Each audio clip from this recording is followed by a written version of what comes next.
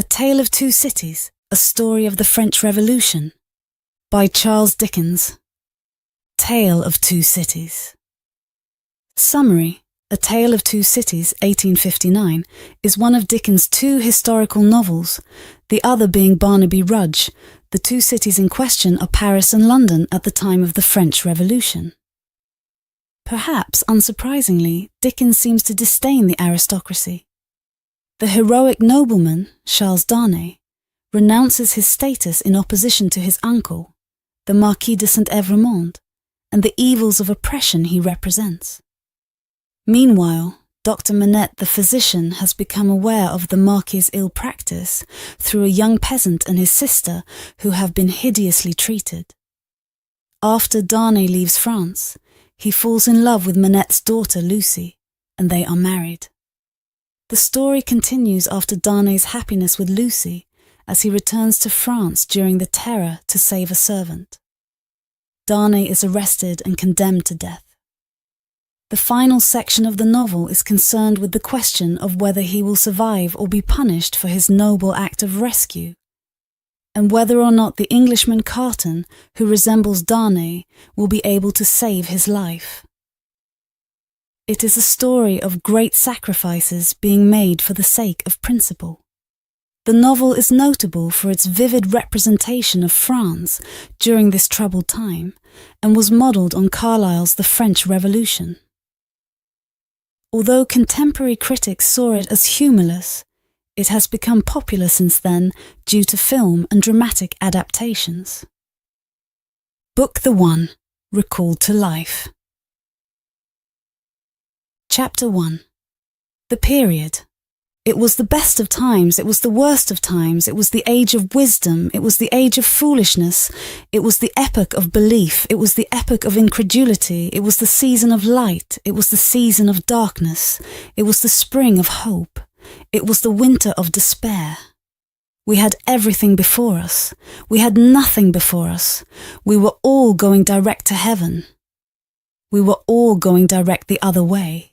In short, the period was so far like the present period that some of its noisiest authorities insisted on its being received, for good or for evil, in the superlative degree of comparison only. There were a king with a large jaw and a queen with a plain face on the throne of England. There were a king with a large jaw and a queen with a fair face on the throne of France. In both countries, it was clearer than crystal to the lords of the state preserves of loaves and fishes that things in general were settled forever. It was the year of our Lord 1775. Spiritual revelations were conceded to England at that favoured period, as at this. Mrs. Southcott had recently attained her 25th blessed birthday, of whom a prophetic private in the Life Guards had heralded the sublime appearance by announcing that arrangements were made for the swallowing up of London and Westminster. Even the Cock Lane ghost had been laid only a round dozen of years after rapping out its messages, as the spirits of this very year last past, supernaturally deficient in originality, rapped out theirs. Mere messages in the earthly order of events had lately come to the English crown and people from a congress of British subjects in America, which, strange to relate, have proved more important to the human race than any communications yet received through any of the chickens of the Cock Lane brood. France, less favoured on the whole as to matters spiritual than her sister of the Shield and Trident, rolled with exceeding smoothness downhill, making paper money and spending it. Under the guidance of her Christian pastors, she entertained herself, besides, with such humane achievements as sentencing a youth to have his hands cut off, his tongue torn out with pincers, and his body burned alive, because he had not kneeled down in the rain to do honour to a dirty procession of monks which passed within his view, at a distance of some 50 or 60 yards. It is likely enough that, rooted in the woods of France and Norway, there were growing trees, when that sufferer was put to death, already marked by the woodman's fate, to come down and be sawn into boards, to make a certain movable framework with a sack and a knife in it, terrible in history. It is likely enough that in the rough outhouses of some tillers of the heavy lands adjacent to Paris, there were sheltered from the weather that very day rude carts, bespattered with rustic mire, snuffed about by pigs, and roosted in by poultry, which the farmer, Death, had already set apart to be his tumbrils of the Revolution. But that woodman and that farmer, though they work unceasingly, work silently, and no one heard them as they went about with muffled tread. The rather, forasmuch as to entertain any suspicion that they were awake was to be atheistical and traitorous. In England, there was scarcely an amount of order and protection to justify much national boasting. Daring burglaries by armed men and highway robberies took place in the capital itself every night. Families were publicly cautioned not to go out of town without removing their furniture to upholsterers' warehouses for security. The highwayman in the dark was the city tradesman in the light, and being recognized and challenged by his fellow tradesmen, whom he stopped in his character of the captain, gallantly shot him through the head and rode away. The mail was waylaid by 7 robbers, and the guard shot 3 dead, and then got shot dead himself by the other 4, in consequence of the failure of his ammunition, after which the mail was robbed in peace. That magnificent potentate, the Lord Mayor of London, was made to stand and deliver on Turnham Green by one highwayman, who despoiled the illustrious creature in sight of all his retinue. Prisoners in London jails fought battles with their turnkeys, and the majesty of the law fired blunderbusses in among them, loaded with rounds of shot and ball. Thieves snipped off diamond crosses from the necks of noble lords at court drawing-rooms. Musketeers went into St. Giles's to search for contraband goods, and the mob fired on the musketeers, and the musketeers fired on the mob, and nobody thought any of these occurrences much out of the common way. In the midst of them, the hangman, ever busy and ever worse than useless, was in constant requisition. Now, stringing up long rows of miscellaneous criminals. Now, hanging a housebreaker on Saturday who had been taken on Tuesday. Now, burning people in the hand at Newgate by the dozen, and now burning pamphlets at the door of Westminster Hall. Today, taking the life of an atrocious murderer, and tomorrow of a wretched pilferer who had robbed a farmer's boy of 6pence. All these things, and 1,000 like them, came to pass in and close upon the dear old year 1775. Environed by them while the woodman and the farmer worked unheeded, those 2 of the large jaws, and those other 2 of the plain and the fair faces, trod with stir enough, and carried their divine rights with a high hand. Thus did the year 1775 conduct their greatnesses, and myriads of small creatures, the creatures of this chronicle among the rest, along the roads that lay before them. End on Chapter 1. Chapter 2. The Mail. It was the Dover Road that lay, on a Friday night late in November, before the first of the persons with whom this history has business. The Dover Road lay, as to him, beyond the Dover Mail, as it lumbered up Shooter's Hill. He walked uphill in the mire by the side of the mail, as the rest of the passengers did. Not because they had the least relish for walking exercise under the circumstances, but because the hill, and the harness, and the mud, and the mail were all so heavy that the horses had 3 times already come to a stop, besides once drawing the coach across the road, with the mutinous intent of taking it back to Blackheath. Reins and whip and coachman and guard, however, in combination, had read that article of war which forbade a purpose otherwise strongly in favour of the argument that some brute animals are endued with reason. and the team had capitulated and returned to their duty.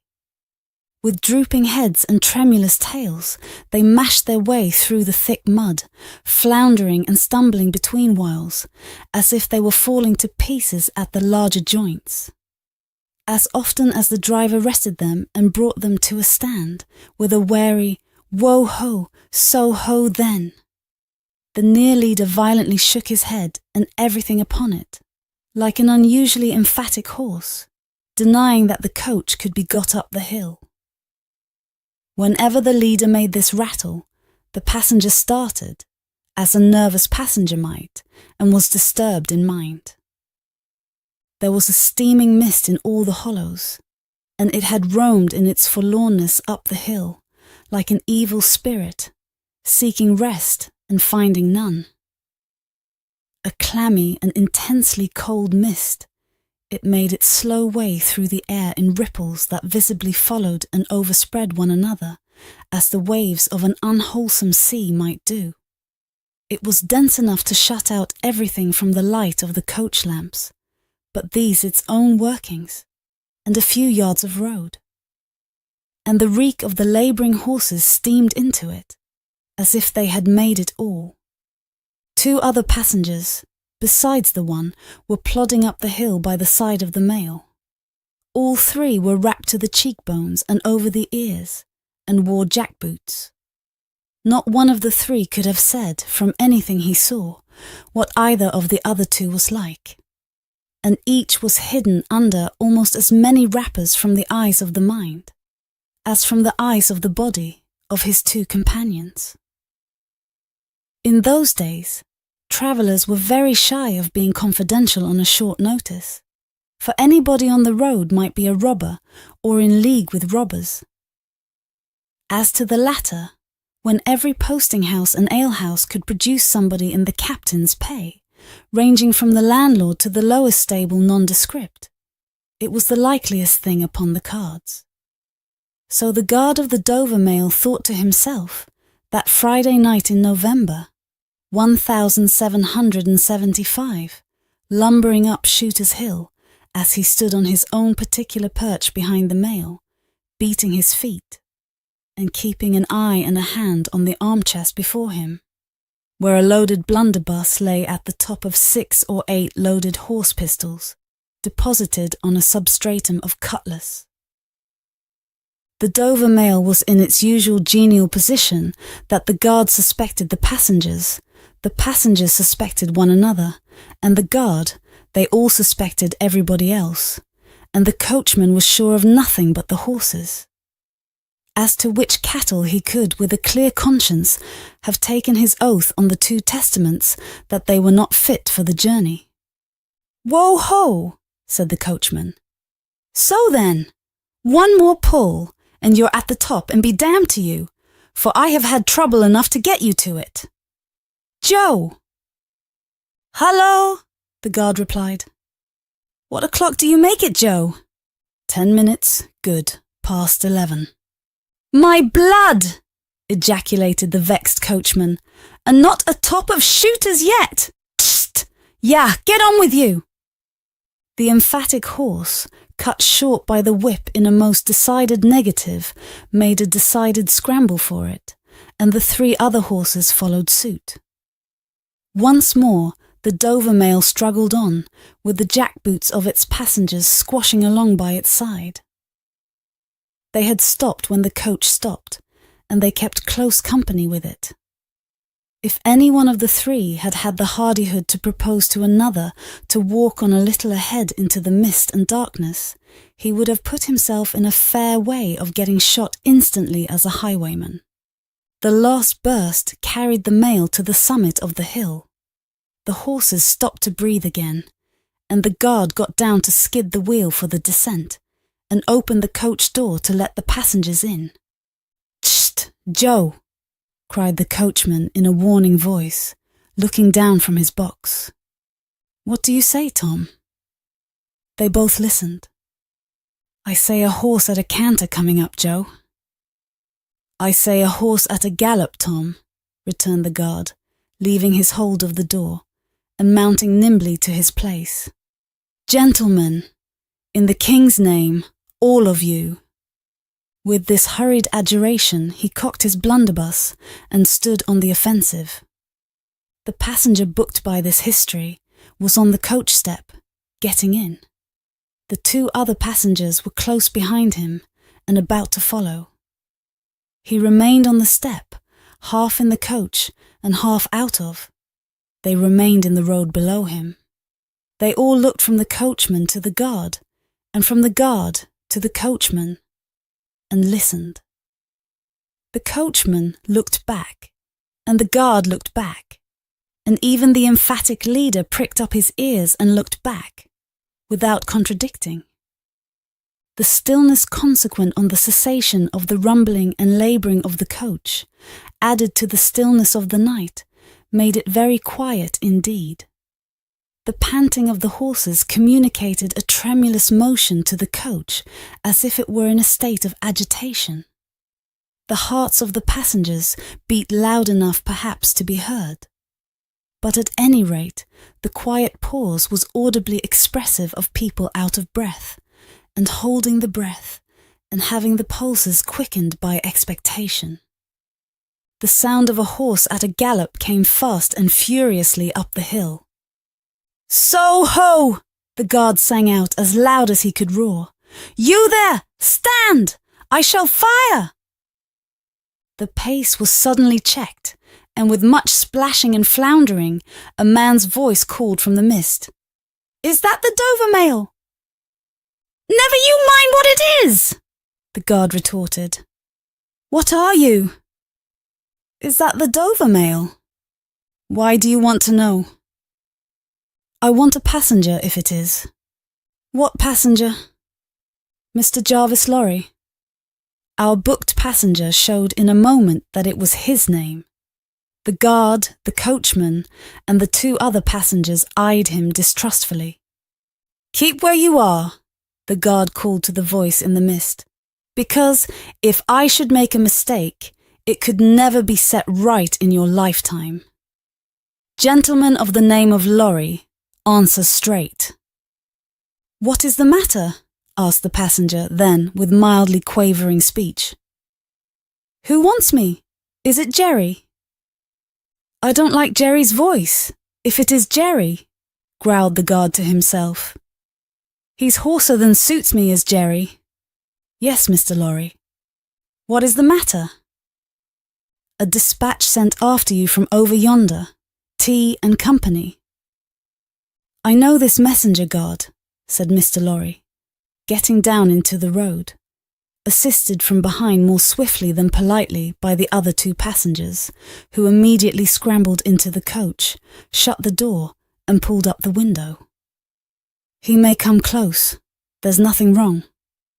"I hope there ain't, but I can't make so nation sure of that," said the guard, in gruff soliloquy. "Hello, you!" "Well?" "And hello, you!" said Jerry more hoarsely than before.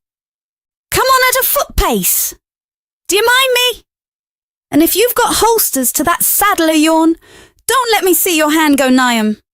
For I'm a devil at a quick mistake, and when I make one, it takes the form of lead. So now let's look at you." The figures of a horse and rider came slowly through the eddying mist and came to the side of the mail, where the passenger stood. The rider stooped and, casting up his eyes at the guard, handed the passenger a small folded paper. The rider's horse was blown, and both horse and rider were covered with mud, from the hoofs of the horse to the hat of the man. "Guard!" said the passenger in a tone of quiet business confidence.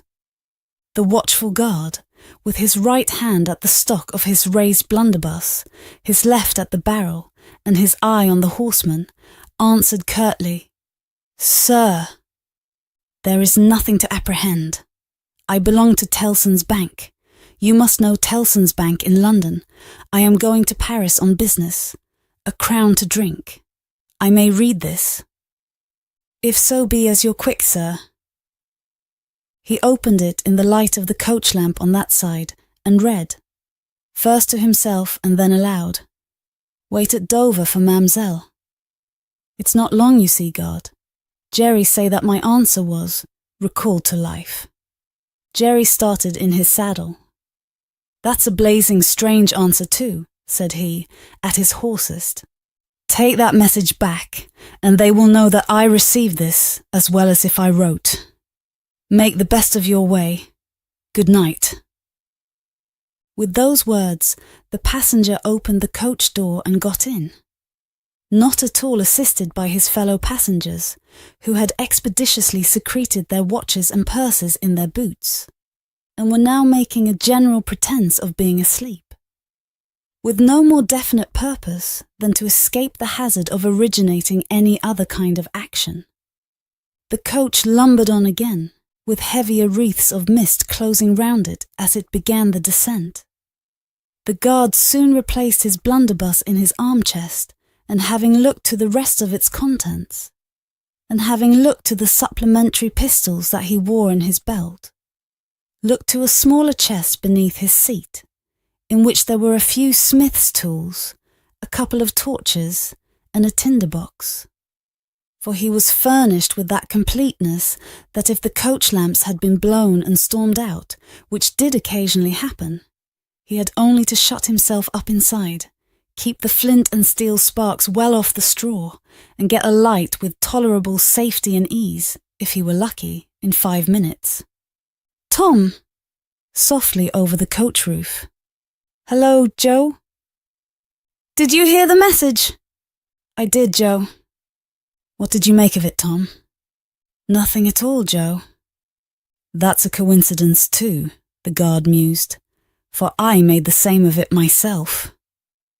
Jerry, left alone in the mist and darkness, dismounted meanwhile, not only to ease his spent horse, but to wipe the mud from his face and shake the wet out of his hat brim, which might be capable of holding about 1/2 gallon. After standing with the bridle over his heavily splashed arm until the wheels of the mail were no longer within hearing, and the night was quite still again, he turned to walk down the hill. After that, they gallop from Temple Bar, old lady. I won't trust your forelegs till I get you on the level, said this hoarse messenger, glancing at his mare. Recalled to life. That's a blazing strange message. Much of that wouldn't do for you, Jerry. I say, Jerry, you'd be in a blazing bad way if recalling to life was to come into fashion, Jerry. Chapter 3. The Night Shadows. A wonderful fact to reflect upon, that every human creature is constituted to be that profound secret and mystery to every other. A solemn consideration when I enter a great city by night, that every one of those darkly clustered houses encloses its own secret, that every room in every one of them encloses its own secret, that every beating heart in the hundreds of thousands of breasts there is, in some of its imaginings, a secret to the heart nearest it. Something of the awfulness, even of death itself, is referable to this. No more can I turn the leaves of this dear book that I loved, and vainly hope in time to read it all. No more can I look into the depths of this unfathomable water, wherein, as momentary lights glanced into it, I have had glimpses of buried treasure and other things submerged. It was appointed that the book should shut with a spring, for ever and for ever when I had read but a page. It was appointed that the water should be locked in an eternal frost when the light was playing on its surface, and I stood in ignorance on the shore. My friend is dead. My neighbour is dead, my love. The darling of my soul is dead. It is the inexorable consolidation and perpetuation of the secret that was always in that individuality, and which I shall carry in mind to my life's end. In any of the burial places of this city through which I pass, is there a sleeper more inscrutable than its busy inhabitants are, in their innermost personality, to me, or than I am to them? As to this, his natural and not to be alienated inheritance, the messenger on horseback had exactly the same possessions as the king, the first minister of state, or the richest merchant in London. So with the 3 passengers shut up in the narrow compass of one lumbering old mail coach, they were mysteries to one another, as complete as if each had been in his own coach and 6, or his own coach and 60, with the breadth of a county between him and the next. The messenger rode back at an easy trot, stopping pretty often at alehouses by the way to drink, but evincing a tendency to keep his own counsel and to keep his hat cocked over his eyes. He had eyes that assorted very well with that decoration, being of a surface black, with no depth in the colour or form, and much too near together, as if they were afraid of being found out in something, singly, if they kept too far apart. They had a sinister expression under an old cocked hat like a 3-cornered spittoon, and over a great muffler for the chin and throat, which descended nearly to the wearer's knees. When he stopped for drink, he moved this muffler with his left hand, only while he poured his liquor in with his right. As soon as that was done, he muffled again. "No, Jerry, no," said the messenger, harping on one theme as he rode. "It wouldn't do for you, Jerry. Jerry, you honest tradesman, it wouldn't suit your line of business. Recalled. Bust me if I don't think he'd been a-drinking."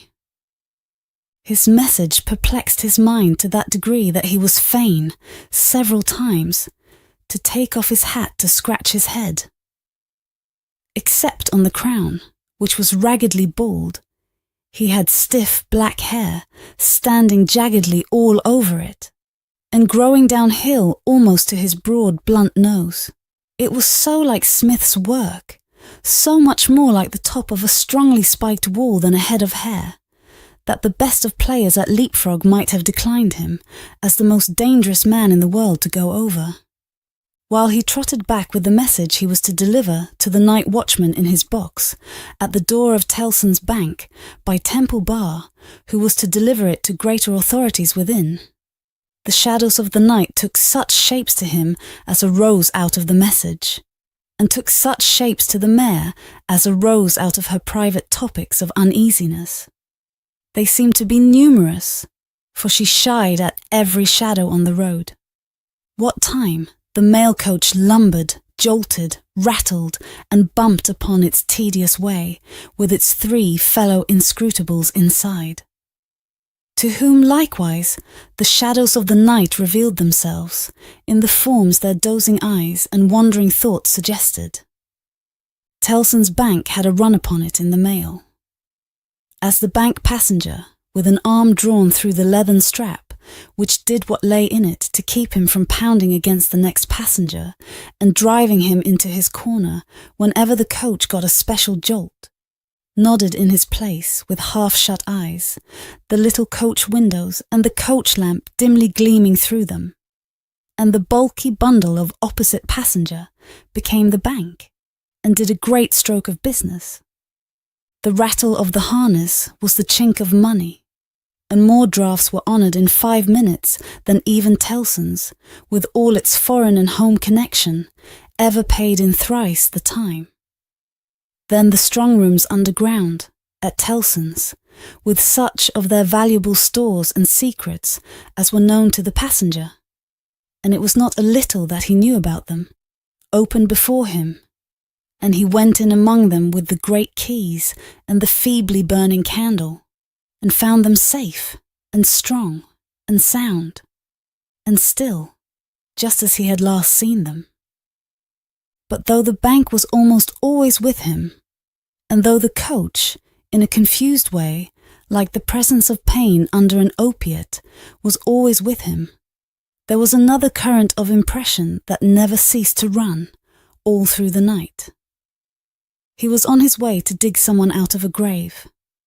Now, which of the multitude of faces that showed themselves before him was the true face of the buried person, the shadows of the night did not indicate. But they were all the faces of a man of 45 by years. and they differed principally in the passions they expressed, and in the ghastliness of their worn and wasted state. Pride, contempt, defiance, stubbornness, submission, lamentation succeeded one another. So did varieties of sunken cheek, cadaverous colour, emaciated hands and figures. But the face was in the main one face, and every head was prematurely white. 100 times the dozing passenger inquired of this spectre, "Buried how long?" The answer was always the same: "Almost 18 years." "You had abandoned all hope of being dug out?" "Long ago." "You know that you are recalled to life?" "They tell me so." "I hope you care to live?" "I can't say." "Shall I show her to you?" "Will you come and see her?" The answers to this question were various and contradictory. Sometimes the broken reply was, "Wait! It would kill me if I saw her too soon." Sometimes it was given in a tender rain of tears, and then it was, "Take me to her." Sometimes it was staring and bewildered, and then it was, "I don't know her. I don't understand." After such imaginary discourse, the passenger in his fancy would dig and dig, now with a spade, now with a great key, now with his hands, to dig this wretched creature out. Got out at last, with earth hanging about his face and hair, he would suddenly fan away to dust. The passenger would then start to himself and lower the window to get the reality of mist and rain on his cheek. Yet even when his eyes were opened on the mist and rain, on the moving patch of light from the lamps, and the hedge at the roadside retreating by jerks, the night shadows outside the coach would fall into the train of the night shadows within. The real banking house by Temple Bar, the real business of the past day, the real strong rooms, the real express sent after him, and the real message returned would all be there. Out of the midst of them, the ghostly face would rise, and he would accost it again. "Buried how long?" "Almost 18 years."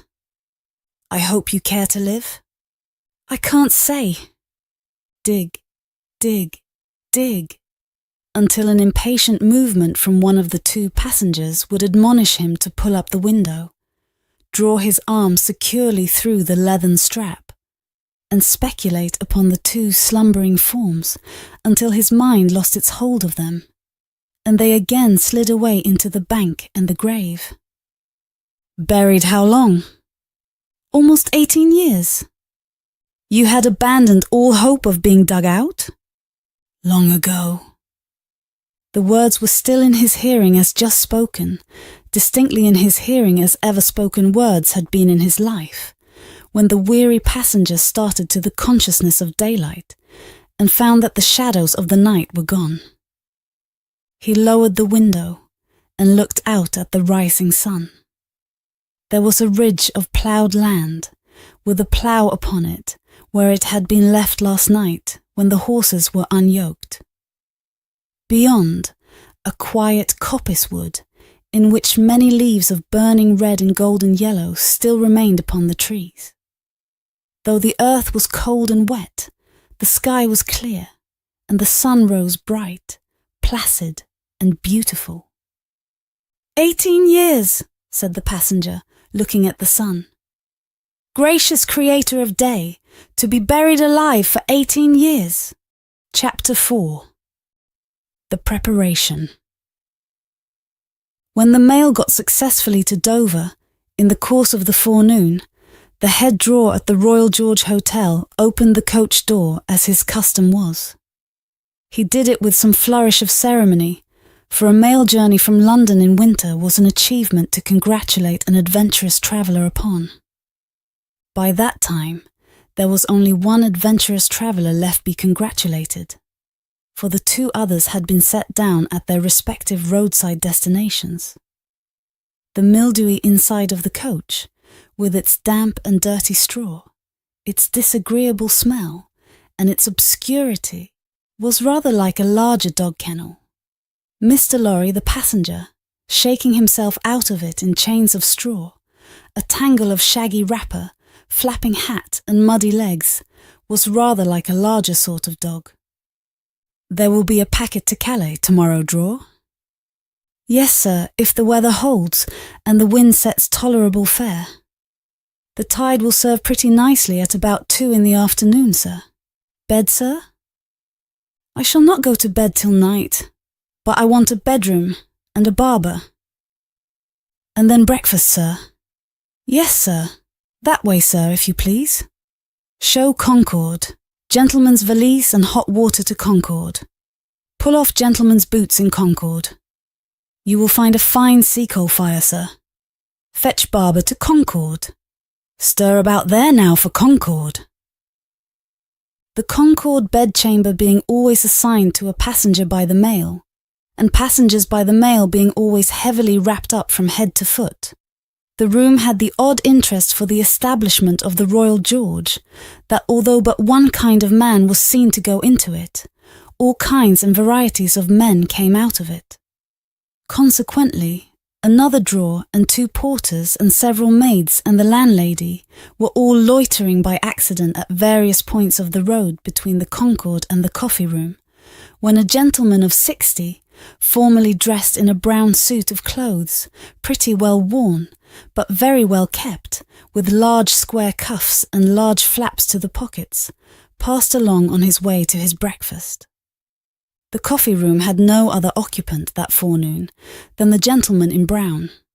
His breakfast table was drawn before the fire, and as he sat, with its light shining on him, waiting for the meal, he sat so still that he might have been sitting for his portrait. Very orderly and methodical he looked, with a hand on each knee, and a loud watch ticking a sonorous sermon under his flapped waistcoat, as though it pitted its gravity and longevity against the levity and evanescence of the brisk fire. He had a good leg, and was a little vain of it, for his brown stockings fitted sleek and close, and were of a fine texture. His shoes and buckles, too, though plain, were trim. He wore an odd little sleek, crisp, flaxen wig, setting very close to his head, which wig, it is to be presumed, was made of hair, but which looked far more as though it were spun from filaments of silk or glass. His linen, though not of a fineness in accordance with his stockings, was as white as the tops of the waves that broke upon the neighbouring beach, or the specks of sail that glinted in the sunlight far at sea. A face habitually suppressed and quieted was still lighted up under the quaint wig by a pair of moist, bright eyes, that it must have cost their owner, in years gone by, some pains to drill to the composed and reserved expression of Tellson's bank. He had a healthy colour in his cheeks, and his face, though lined, bore few traces of anxiety. But perhaps the confidential bachelor clerks in Tellson's bank were principally occupied with the cares of other people, and perhaps second-hand cares, like second-hand clothes, come easily off and on. Completing his resemblance to a man who was sitting for his portrait, Mr. Lorry dropped off to sleep. The arrival of his breakfast roused him, and he said to the drawer as he moved his chair to it, "I wish accommodation prepared for a young lady who may come here at any time today. She may ask for Mr. Jarvis Lorry, or she may only ask for a gentleman from Tellson's bank. Please to let me know." "Yes, sir." "Tellson's bank in London, sir?" "Yes." "Yes, sir. We have oftentimes the honour to entertain your gentlemen in their travelling backwards and forwards betwixt London and Paris, sir. A vast deal of travelling, sir, in Tellson and Company's house." "Yes, we are quite a French house, as well as an English one." "Yes, sir, not much in the habit of such travelling yourself, I think, sir." "Not of late years. It is 15 years since I came last from France." "Indeed, sir. That was before my time here, sir. Before our people's time here, sir." The George was in other hands at that time, sir. I believe so. But I would hold a pretty wager, sir, that a house like Tellson and Company was flourishing, a matter of 50, not to speak of 15 years ago. You might treble that and say 150, yet not be far from the truth. Indeed, sir. Rounding his mouth and both his eyes, as he stepped backward from the table, the waiter shifted his napkin from his right arm to his left, dropped into a comfortable attitude, and stood surveying the guest while he ate and drank, as from an observatory or watchtower, according to the immemorial usage of waiters in all ages. When Mr. Lorry had finished his breakfast, he went out for a stroll on the beach. The little narrow, crooked town of Dover hid itself away from the beach and ran its head into the chalk cliffs, like a marine ostrich. The beach was a desert of heaps of sea and stones tumbling wildly about, and the sea did what it liked, and what it liked was destruction. It thundered at the town, and thundered at the cliffs, and brought the coast down, madly. The air among the houses was of so strong a piscatory flavour that one might have supposed sick fish went up to be dipped in it, as sick people went down to be dipped in the sea. A little fishing was done in the port, and a quantity of strolling about by night and looking seaward, particularly at those times when the tide made and was near flood. Small tradesmen, who did no business whatever, sometimes unaccountably realised large fortunes, and it was remarkable that nobody in the neighbourhood could endure a lamplighter. As the day declined into the afternoon, and the air, which had been at intervals clear enough to allow the French coast to be seen, became again charged with mist and vapour, Mr. Lorry's thoughts seemed to cloud too. When it was dark, and he sat before the coffee-room fire, awaiting his dinner as he had awaited his breakfast, his mind was busily digging in the live red coals. A bottle of good claret after dinner does a digger in the red coals no harm, otherwise than as it has a tendency to throw him out of work. Mr. Lorry had been idle a long time, and had just poured out his last glassful of wine with as complete an appearance of satisfaction as is ever to be found in an elderly gentleman of a fresh complexion who has got to the end of a bottle when a rattling of wheels came up the narrow street and rumbled into the inn-yard. He set down his glass untouched. "This is Marmsella," said he. In a very few minutes the waiter came in to announce that Miss Manette had arrived from London and would be happy to see the gentleman from Tellson's. So soon?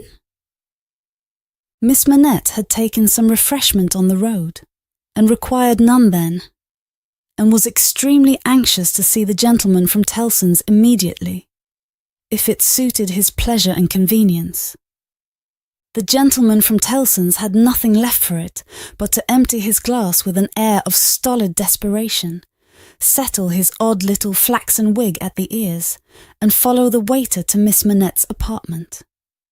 It was a large dark room, furnished in a funereal manner with black horsehair, and loaded with heavy dark tables. These had been oiled and oiled until the two tall candles on the table in the middle of the room were gloomily reflected on every leaf, as if they were buried in deep graves of black mahogany, and no light to speak of could be expected from them until they were dug out. The obscurity was so difficult to penetrate that Mr. Lorry, picking his way over the well-worn Turkey carpet, supposed Miss Manette to be, for the moment, in some adjacent room, until, having got past the two tall candles, he saw standing, to receive him by the table between them and the fire, a young lady of not more than 17, in a riding cloak, and still holding her straw travelling hat by its ribbon in her hand. As his eyes rested on a short, slight, pretty figure, a quantity of golden hair, a pair of blue eyes that met his own with an inquiring look, and a forehead with a singular capacity, remembering how young and smooth it was, of rifting and knitting itself into an expression that was not quite one of perplexity, or wonder, or alarm, or merely of a bright fixed attention, though it included all the four expressions. As his eyes rested on these things, a sudden vivid likeness passed before him, of a child whom he had held in his arms on the passage across that very channel. One cold time, when the hail drifted heavily and the sea ran high. The likeness passed away, like a breath along the surface of the gaunt pier-glass behind her, on the frame of which a hospital procession of Negro cupids, several headless and all cripples, were offering black baskets of Dead Sea fruit to black divinities of the feminine gender, and he made his formal bow to Miss Manette. "Pray take a seat, sir," in a very clear and pleasant young voice, a little foreign in its accent, but a very little indeed. "I kiss your hand, miss," said Mr. Lorry, with the manners of an earlier date, as he made his formal bow again and took his seat. "I received a letter from the bank, sir, yesterday, informing me that some intelligence, or discovery—" "The word is not material, miss. Either word will do." "Respecting the small property of my poor father, whom I never saw, so long dead." Mr. Lorry moved in his chair, and cast a troubled look towards the hospital procession of Negro cupids, as if they had any help for anybody in their absurd baskets.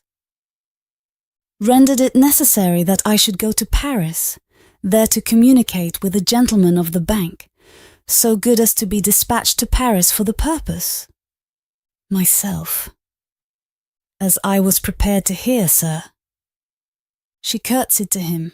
Young ladies made curtsies in those days, with a pretty desire to convey to him that she felt how much older and wiser he was than she. He made her another bow. "I replied to the bank, sir, that as it was considered necessary by those who know and who are so kind as to advise me that I should go to France, and that as I am an orphan and have no friend who could go with me, I should esteem it highly if I might be permitted to place myself, during the journey, under that worthy gentleman's protection." The gentleman had left London, but I think a messenger was sent after him to beg the favour of his waiting for me here. "I was happy," said Mr. Lorry, "to be entrusted with the charge. I shall be more happy to execute it. Sir, I thank you indeed.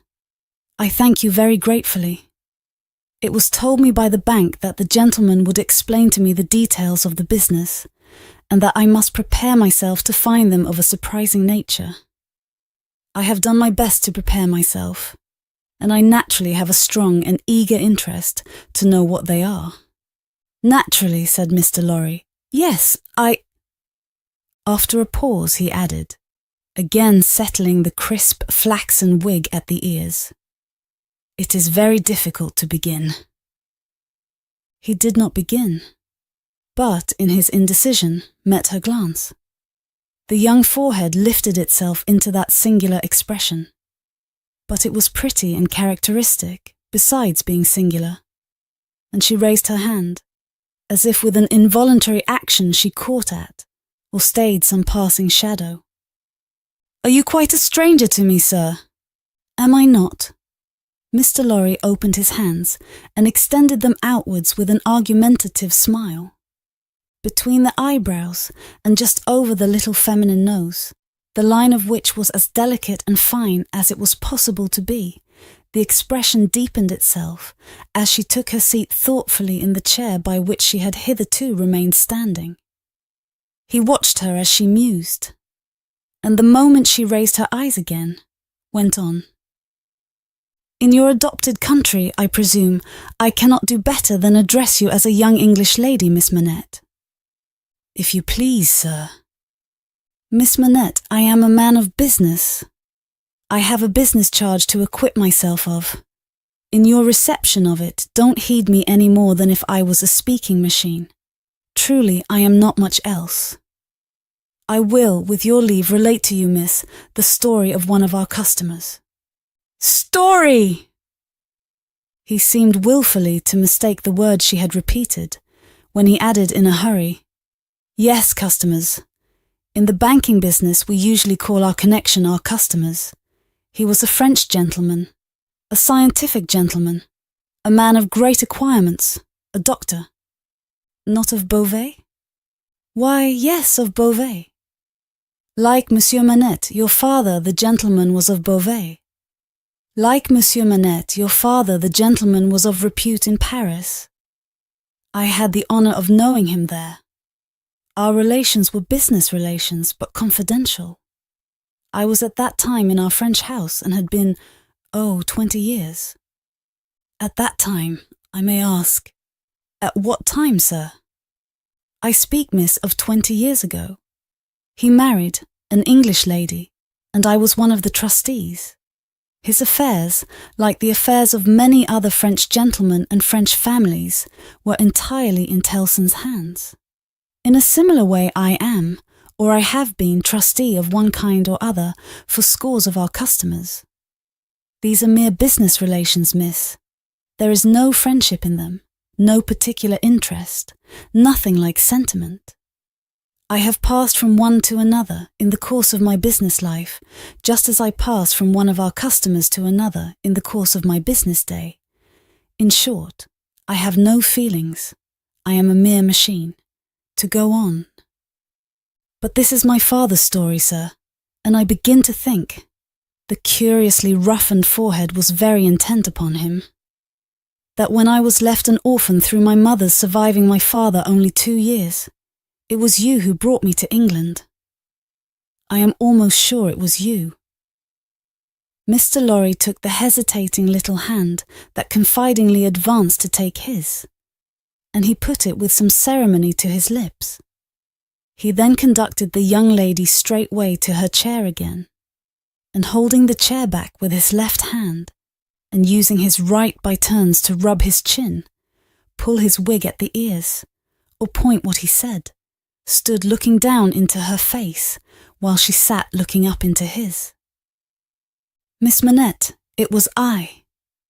And you will see how truly I spoke of myself just now in saying I had no feelings, and that all the relations I hold with my fellow creatures are mere business relations when you reflect that I have never seen you since.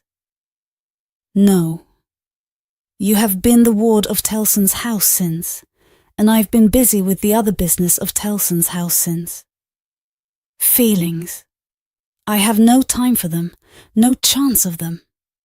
I pass my whole life, miss, in turning an immense pecuniary mangle." After this odd description of his daily routine of employment, Mr. Lorry flattened his flaxen wig upon his head with both hands, which was most unnecessary, for nothing could be flatter than its shining surface was before, and resumed his former attitude. "So far, miss, as you have remarked, this is the story of your regretted father. Now comes the difference. If your father had not died when he did, don't be frightened, how you start." She did indeed start, and she caught his wrist with both her hands. "Pray," said Mr. Lorry, in a soothing tone, bringing his left hand from the back of the chair to lay it on the supplicatory fingers that clasped him in so violent a tremble. "Pray control your agitation. A matter of business. As I was saying..." Her look so discomposed him that he stopped, wondered, and began anew. "As I was saying, if Monsieur Manette had not died, if he had suddenly and silently disappeared, if he had been spirited away, if it had not been difficult to guess to what dreadful place, though no art could trace him, if he had an enemy in some compatriot who could exercise a privilege that I in my own time have known the boldest people afraid to speak of in a whisper, across the water there.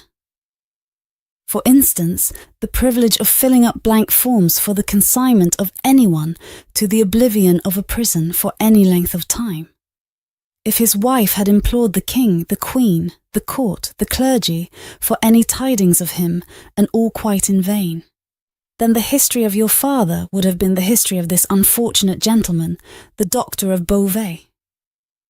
I entreat you to tell me more, sir. I will, I am going to. You can bear it. I can bear anything but the uncertainty you leave me in at this moment. You speak collectedly, and you are collected. That's good. Though his manner was less satisfied than his words. A matter of business. Regard it as a matter of business, business that must be done. Now if this doctor's wife, though a lady of great courage and spirit, had suffered so intensely from this cause before her little child was born. The little child was a daughter, sir. A daughter. A matter of business. Don't be distressed. Miss, if the poor lady had suffered so intensely before her little child was born, that she came to the determination of sparing the poor child the inheritance of any part of the agony she had known the pains of, by rearing her in the belief that her father was dead. No, don't kneel. In heaven's name, why should you kneel to me? For the truth. Oh dear, good, compassionate sir, for the truth. A matter of business.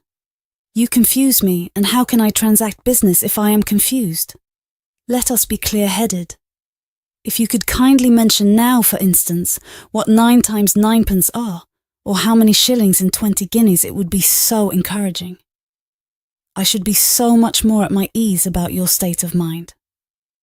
Without directly answering to this appeal, she sat so still when he had very gently raised her, and the hands that had not ceased to clasp his wrists were so much more steady than they had been that she communicated some reassurance to Mr. Jarvis Lorry. That's right, courage, business. You have business before you, useful business. Miss Manette, your mother took this course with you, and when she died, I believe broken-hearted, having never slackened her unavailing search for your father. She left you at 2 years old to grow to be blooming, beautiful and happy, without the dark cloud upon you of living in uncertainty whether your father soon wore his heart out in prison, or wasted there through many lingering years. As he said the words, he looked down, with an admiring pity, on the flowing golden hair, as if he pictured to himself that it might have been already tinged with grey. You know that your parents had no great possession, and that what they had was secured to your mother and to you. There has been no new discovery of money or of any other property, but... He felt his wrist held closer, and he stopped. The expression in the forehead, which had so particularly attracted his notice, and which was now immovable, had deepened into one of pain and horror. But he has been found. He is alive, greatly changed, it is too probable. Almost a wreck, it is possible, though we will hope the best. Still alive. Your father has been taken to the house of an old servant in Paris, and we are going there. I, to identify him if I can. You, to restore him to life, love, duty, rest, comfort. A shiver ran through her frame, and from it through his. She said, in a low, distinct, awe-stricken voice, as if she was saying it in a dream, I am going to see his ghost. It will be his ghost, not him. Mr. Lorry quietly chafed the hands that held his arm. There, see now. The best and the worst are known to you now. You are well on your way to the poor wronged gentleman, and with a fair sea voyage and a fair land journey, you will be soon at his dear side. She repeated in the same tone, sunk to a whisper, I have been free, I have been happy, yet his ghost has never haunted me. Only one thing more, said Mr. Lorry, laying stress upon it as a wholesome means of enforcing her attention.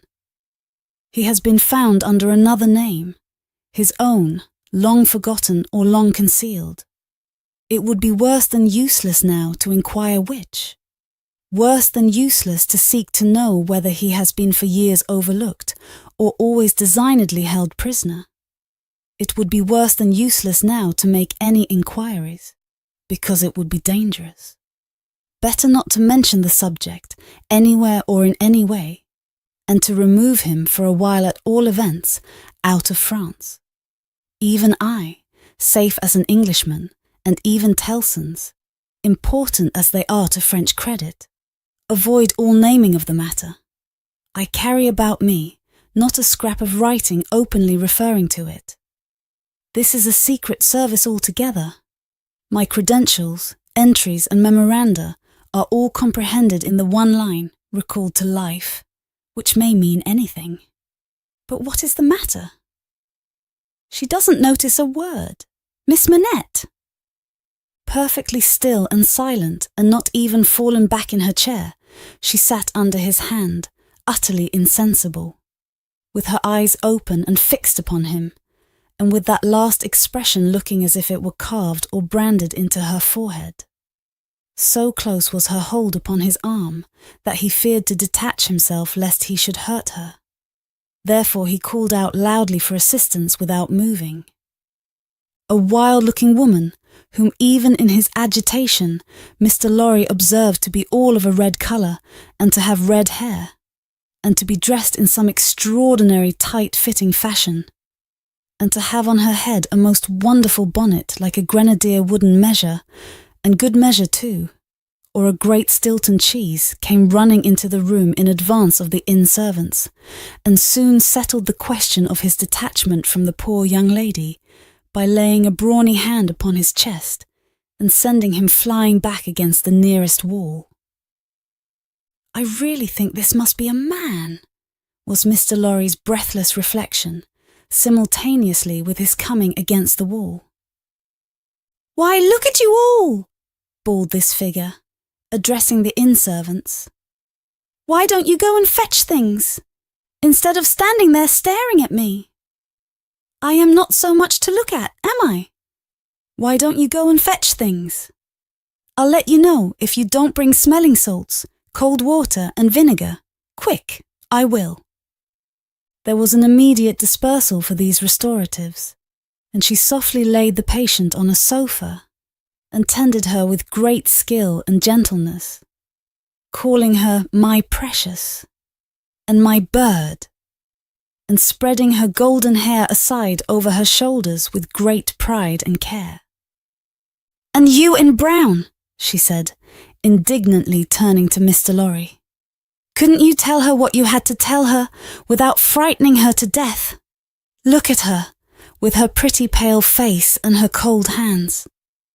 Do you call that being a banker?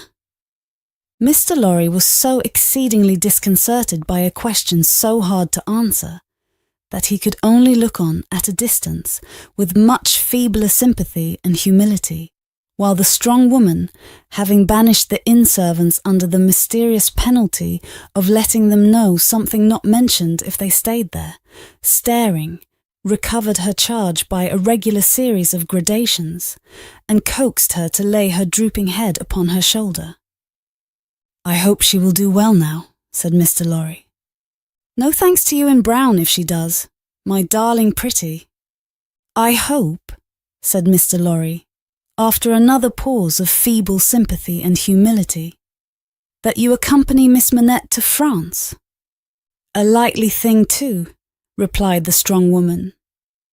If it was ever intended that I should go across salt water, do you suppose Providence would have cast my lot in an island?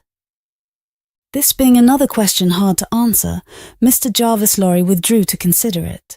Chapter 5. The Wine Shop. A large cask of wine had been dropped and broken in the street. The accident had happened in getting it out of a cart.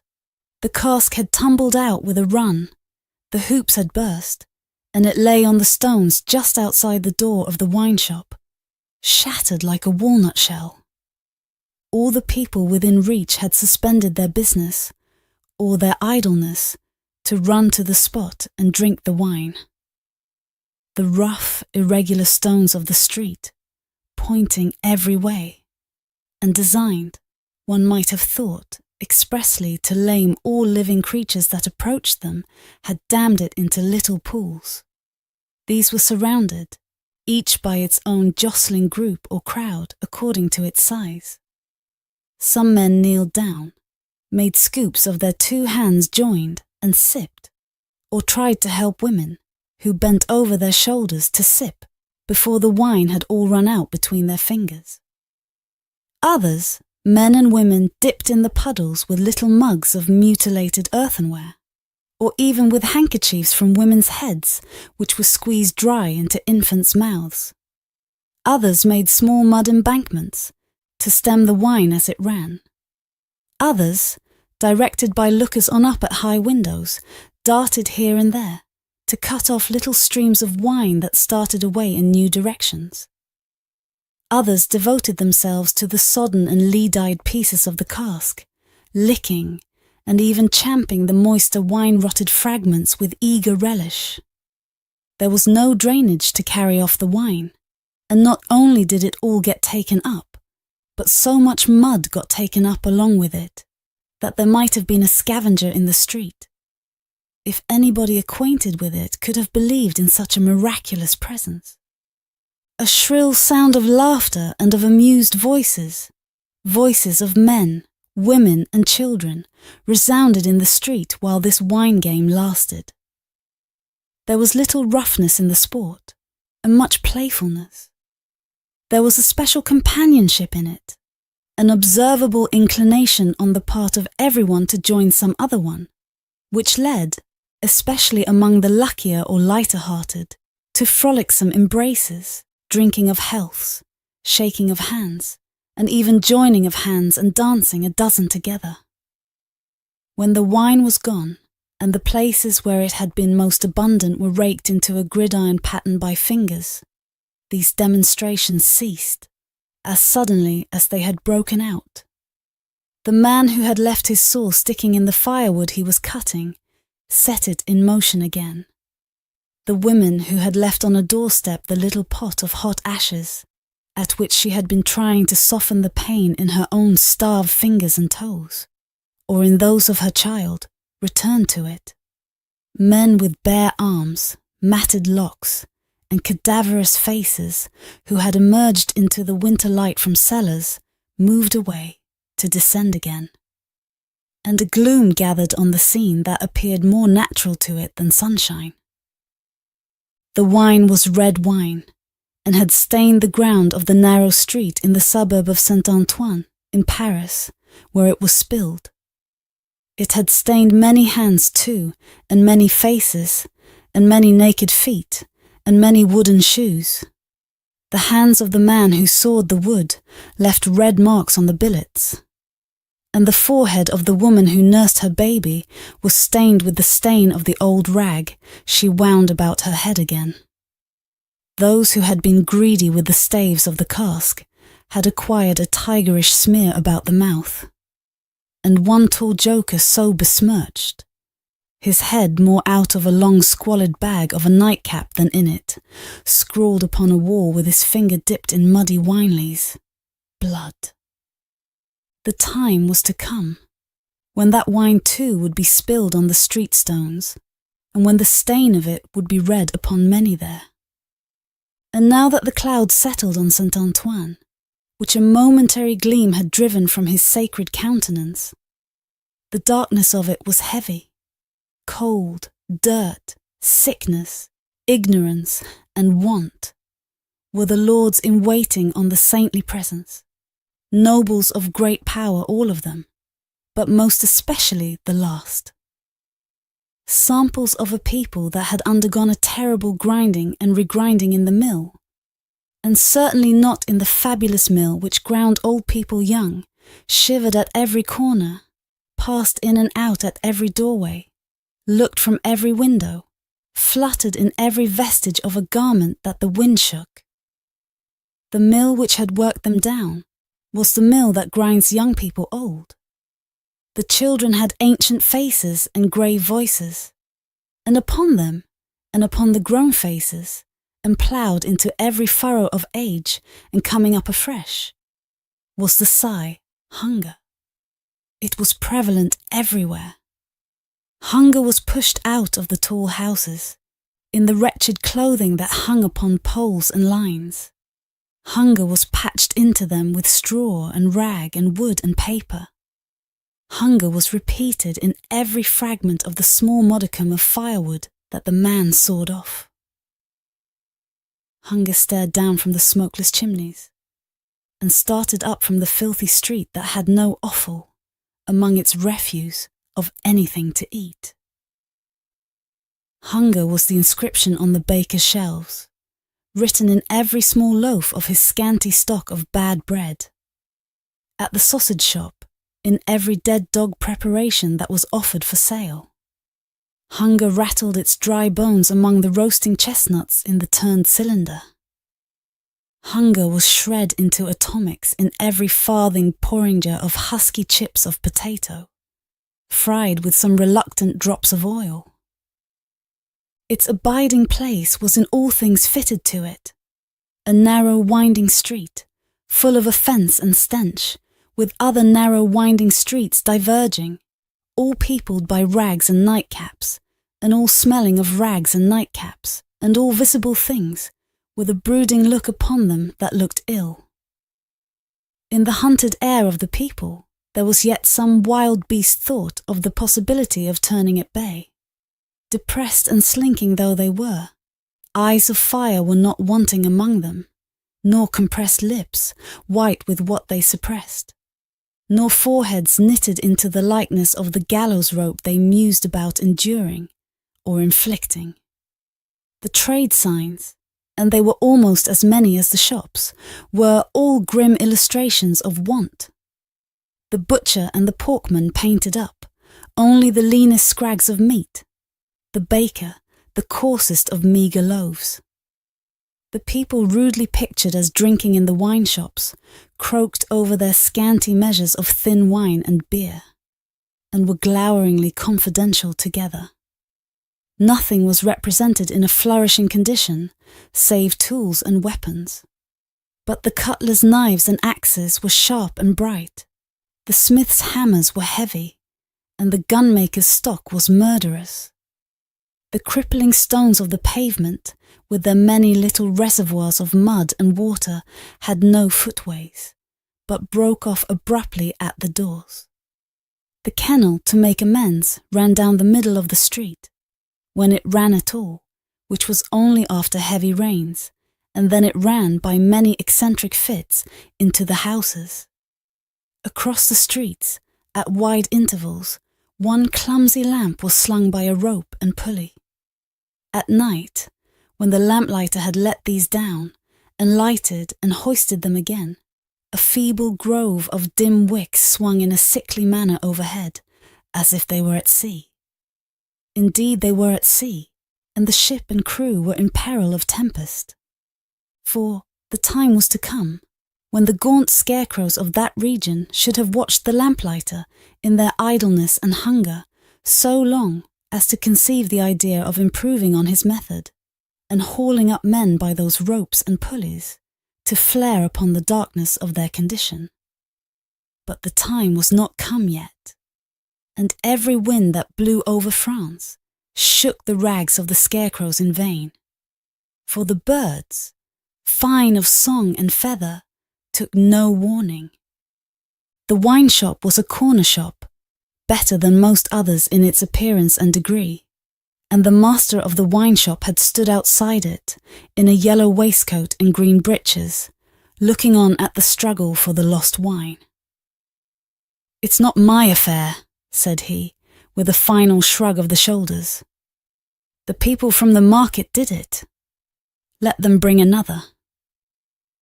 There, his eyes happening to catch the tall joker writing up his joke, he called to him across the way, "Say then, my Gaspar, what do you do there?" The fellow pointed to his joke with immense significance, as is often the way with his tribe. It missed its mark and completely failed, as is often the way with his tribe too. "What now? Are you a subject for the mad hospital?" said the wine shop keeper, crossing the road, and obliterating the jest with a handful of mud, picked up for the purpose and smeared over it. "Why do you write in the public streets? Is there, tell me thou, is there no other place to write such words in?" In his expostulation, he dropped his cleaner hand, perhaps accidentally, perhaps not, upon the joker's heart. The joker rapped it with his own, took a nimble spring upward, and came down in a fantastic dancing attitude, with one of his stained shoes jerked off his foot into his hand and held out. A joker of an extremely, not to say wolfishly practical character, he looked under those circumstances. Put it on," said the other. "Call wine, wine, and finish there." With that advice, he wiped his soiled hand upon the joker's dress, such as it was, quite deliberately, as having dirtied the hand on his account, and then recrossed the road and entered the wine shop. This wine shop keeper was a bull-necked, martial-looking man of 30, and he should have been of a hot temperament, for, although it was a bitter day, he wore no coat, but carried one slung over his shoulder. His shirt sleeves were rolled up too, and his brown arms were bare to the elbows.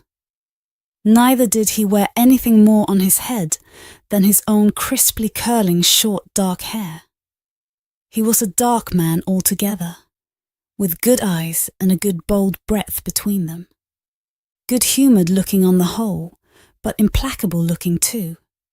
Evidently a man of a strong resolution and a set purpose.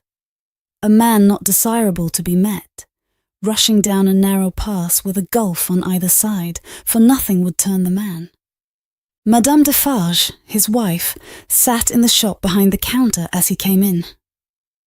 Madame Defarge was a stout woman of about his own age, with a watchful eye that seldom seemed to look at anything, a large hand heavily ringed, a steady face, strong features, and great composure of manner.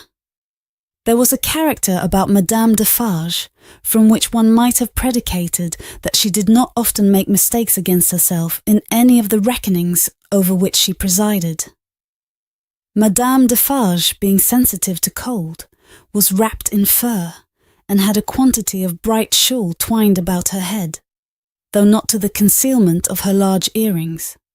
Her knitting was before her, but she had laid it down to pick her teeth with a toothpick. Thus engaged, with her right elbow supported by her left hand, Madame Defarge said nothing when her lord came in, but coughed just one grain of cough. This, in combination with the lifting of her darkly defined eyebrows over her toothpick by the breadth of a line, suggested to her husband that he would do well to look round the shop among the customers for any new customer who had dropped in while he stepped over the way. The wine shop keeper accordingly rolled his eyes about, until they rested upon an elderly gentleman and a young lady, who were seated in a corner. Other company were there, 2 playing cards, 2 playing dominoes, 3 standing by the counter, lengthening out a short supply of wine. As he passed behind the counter, he took notice that the elderly gentleman said in a look to the young lady, "This is our man." "What the devil do you do in that galley there?" said Monsieur Defarge to himself. "I don't know you." But he feigned not to notice the 2 strangers, and fell into discourse with the triumvirate of customers who were drinking at the counter. "How goes it, Jacques?" said one of these 3 to Monsieur Defarge. "Is all the spilt wine swallowed?" "Every drop, Jacques," answered Monsieur Defarge. When this interchange of Christian name was effected, Madame Defarge, picking her teeth with her toothpick, coughed another grain of cough, and raised her eyebrows by the breadth of another line. "It is not often," said the second of the 3, addressing Monsieur Defarge, "that many of these miserable beasts know the taste of wine, or of anything but black bread and death. Is it not so, Jacques? It is so, Jacques, Monsieur Defarge returned. At this second interchange of the Christian name, Madame Defarge, still using her toothpick with profound composure, coughed another grain of cough and raised her eyebrows by the breadth of another line. The last of the three now said his say, as he put down his empty drinking vessel and smacked his lips. Ah, so much the worse! A bitter taste it is that such poor cattle always have in their mouths, and hard lives they live, Jacques. Am I right, Jacques? You are right, Jacques, was the response of Monsieur Defarge. This third interchange of the Christian name was completed at the moment when Madame Defarge put her toothpick by, kept her eyebrows up, and slightly rustled in her seat. Hold then!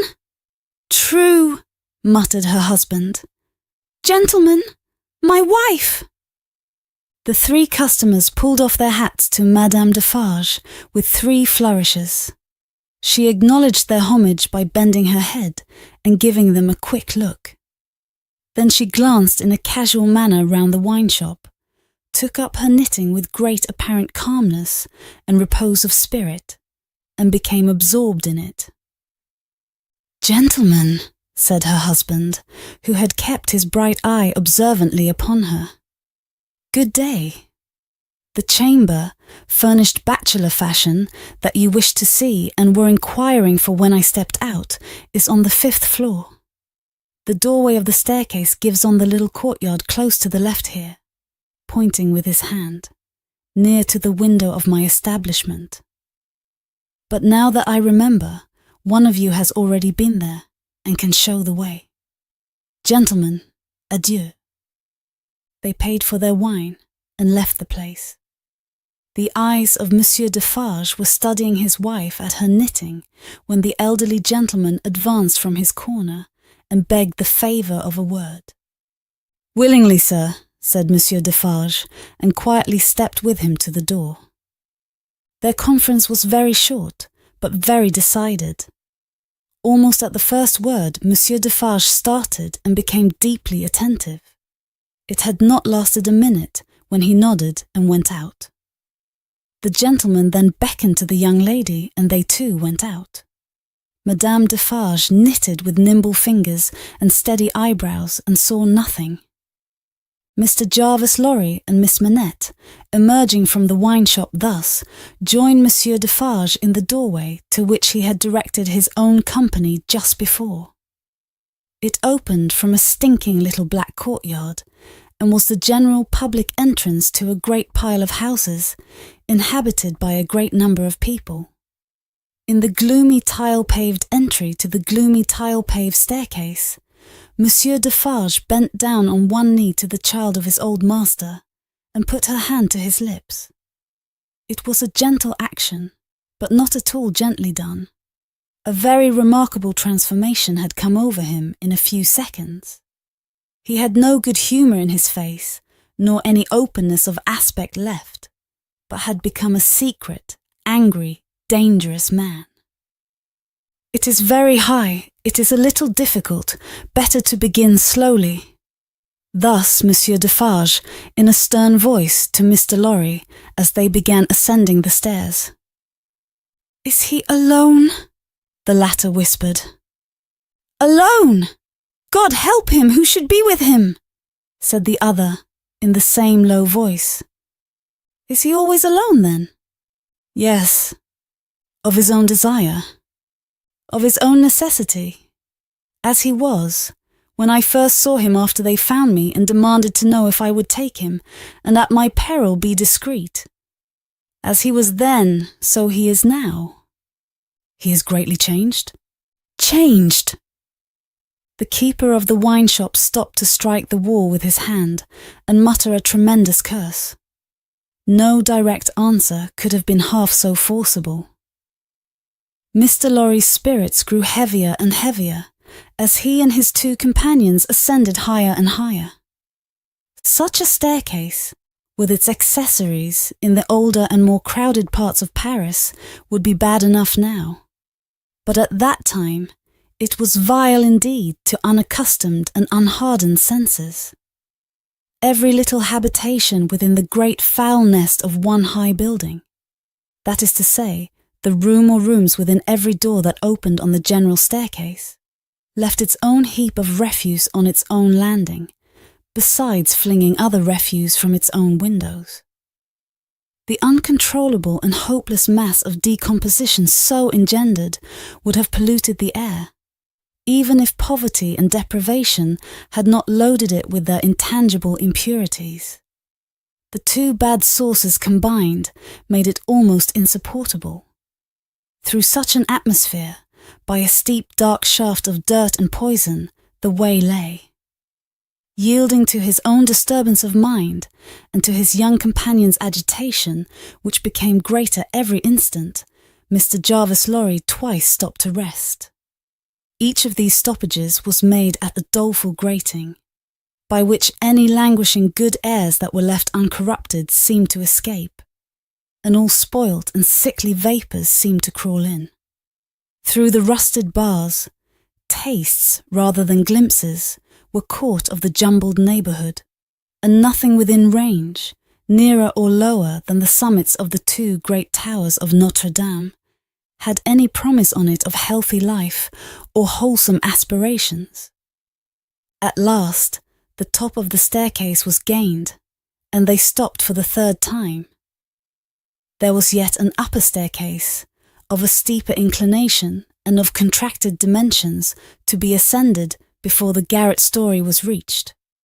The keeper of the wine shop, always going a little in advance, and always going on the side which Mr. Lorry took, as though he dreaded to be asked any question by the young lady, turned himself about here, and carefully feeling in the pockets of the coat he carried over his shoulder, took out a key.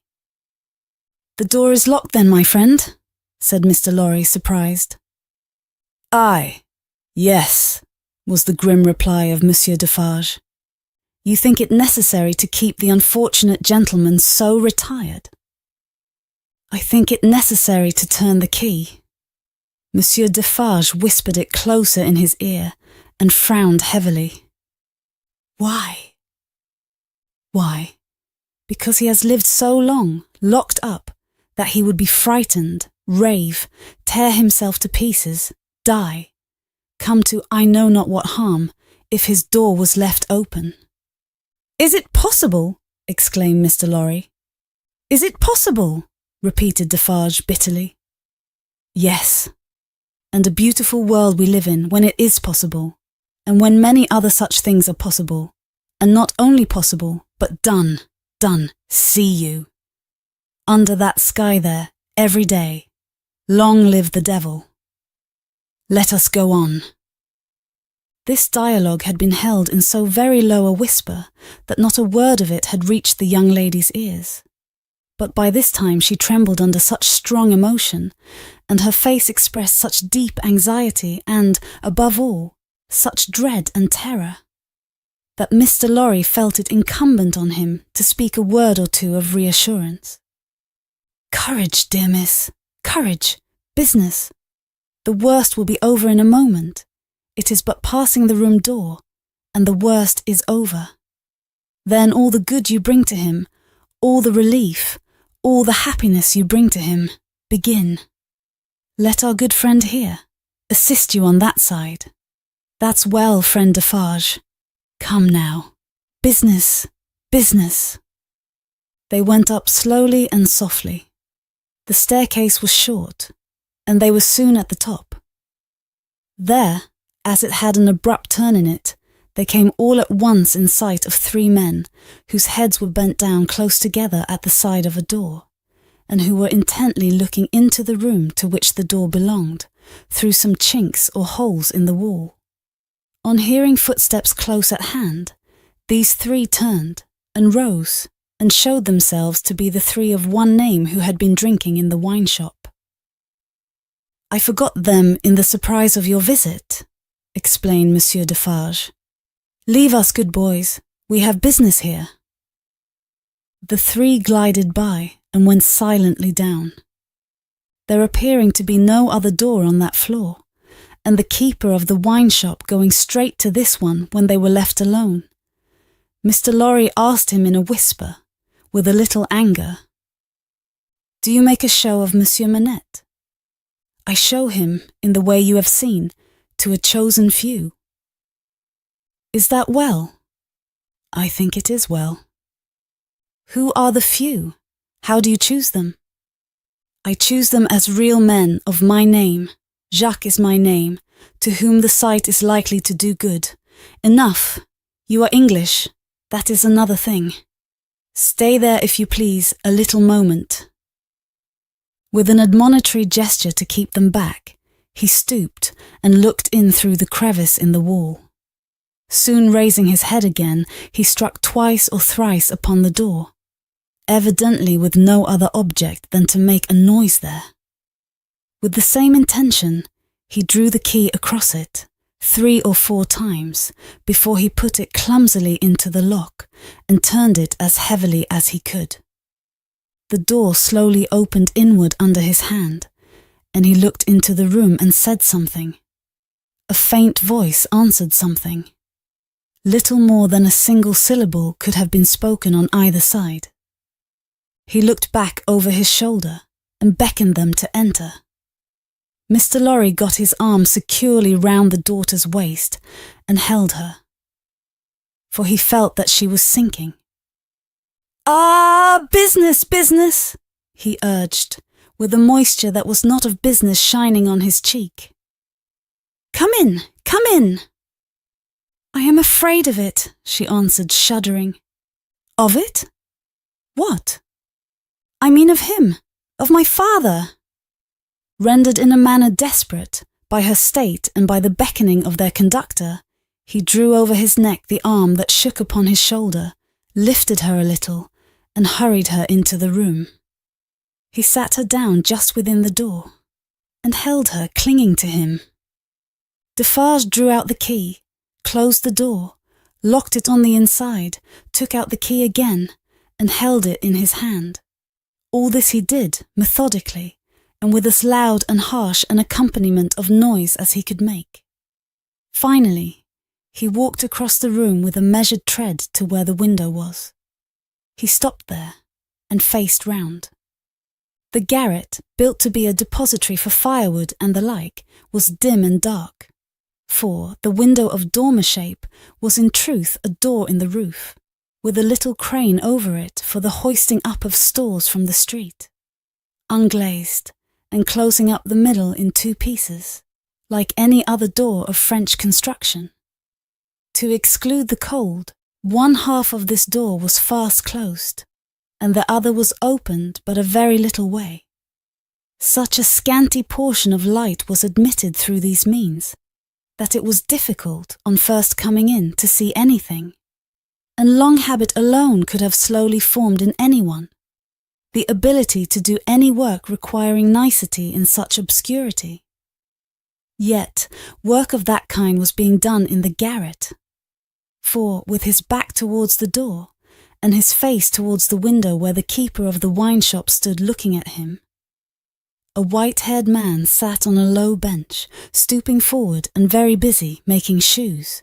Chapter 6. The Shoemaker. "Good day," said Monsieur Defarge, looking down at the white head that bent low over the shoemaking. It was raised for a moment, and a very faint voice responded to the salutation, as if it were at a distance. "Good day." "You're still hard at work, I see." After a long silence, the head was lifted for another moment, and the voice replied, "Yes, I am working." This time, a pair of haggard eyes had looked at the questioner before the face had dropped again. The faintness of the voice was pitiable and dreadful. It was not the faintness of physical weakness, though confinement and hard fare no doubt had their part in it. Its deplorable peculiarity was that it was the faintness of solitude and disuse. It was like the last feeble echo of a sound made long and long ago. So entirely had it lost the life and resonance of the human voice that it affected the senses like a once beautiful colour faded away into a poor, weak stain.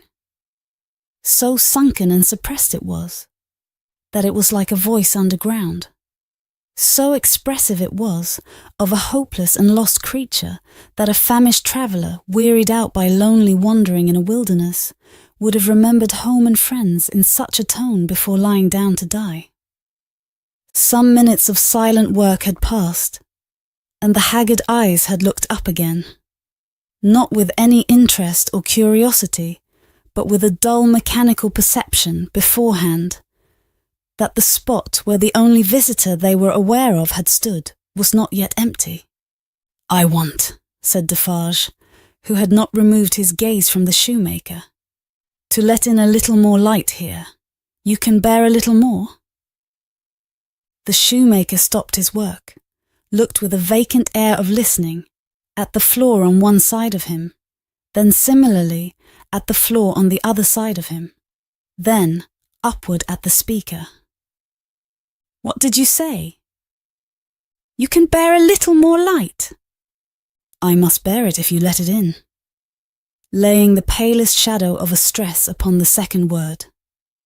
The opened half door was opened a little further and secured at that angle for the time.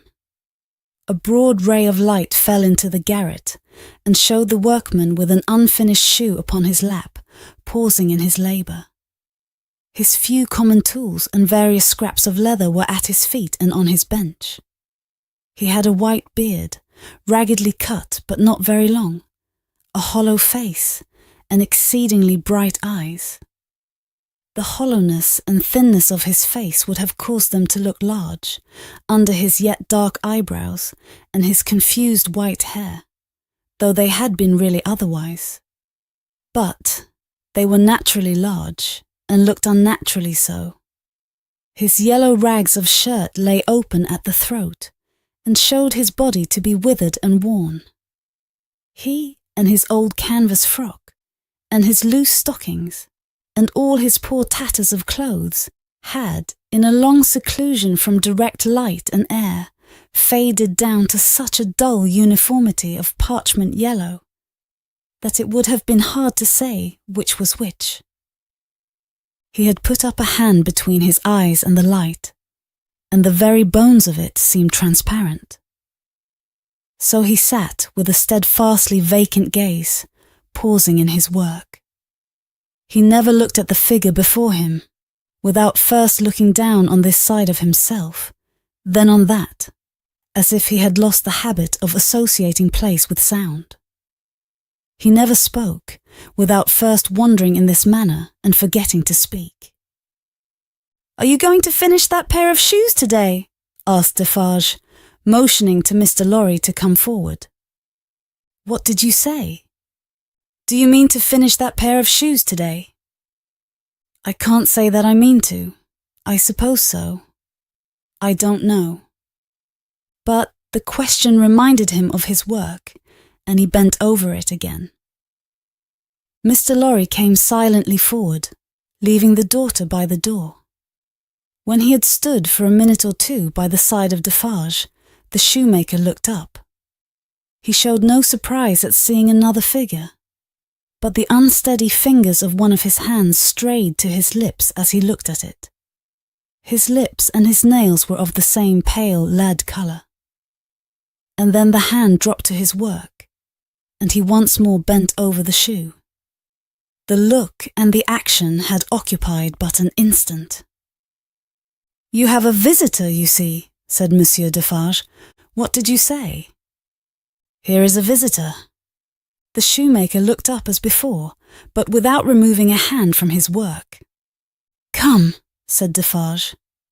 "Here is Monsieur, who knows a well-made shoe when he sees one. Show him that shoe you are working at. Take it, Monsieur." Mr. Lorry took it in his hand. "Tell Monsieur what kind of shoe it is, and the maker's name." There was a longer pause than usual, before the shoemaker replied, "I forget what it was you asked me. What did you say?" "I said, couldn't you describe the kind of shoe for Monsieur's information?" "It is a lady's shoe."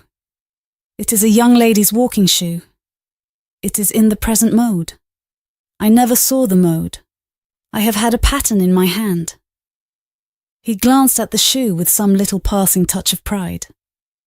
"And the maker's name?" said Defarge.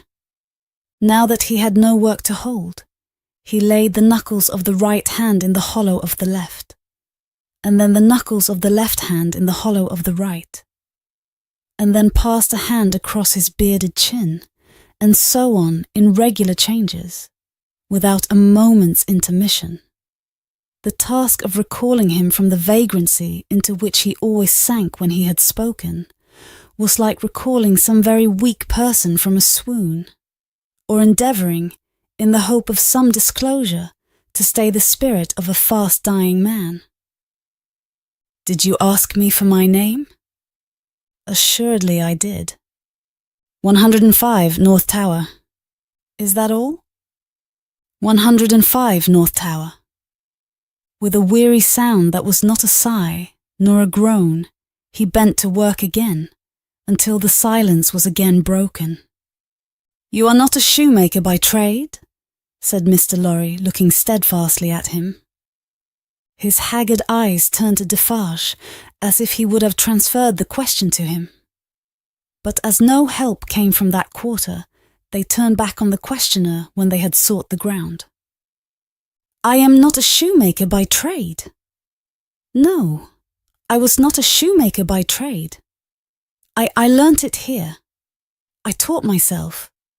I asked leave to—" He lapsed away, even for minutes, ringing those measured changes on his hands the whole time. His eyes came slowly back at last, to the face from which they had wandered. When they rested on it, he started and resumed, in the manner of a sleeper that moment awake, reverting to a subject of last night. "I asked leave to teach myself, and I got it with much difficulty after a long while, and I have made shoes ever since." As he held out his hand for the shoe that had been taken from him, Mr. Lorry said, still looking steadfastly in his face, "Monsieur Manette, do you remember nothing of me?" The shoe dropped to the ground, and he sat looking fixedly at the questioner. "Monsieur Manette," Mr. Lorry laid his hand upon Defarge's arm, "do you remember nothing of this man? Look at him, look at me. Is there no old banker, no old business, no old servant, no old time, rising in your mind, Monsieur Manette?" As the captive of many years sat looking fixedly, by turns, at Mr. Lorry and at Defarge, some long obliterated marks of an actively intent intelligence in the middle of the forehead gradually forced themselves through the black mist that had fallen on him. They were overclouded again. They were fainter. They were gone. But they had been there.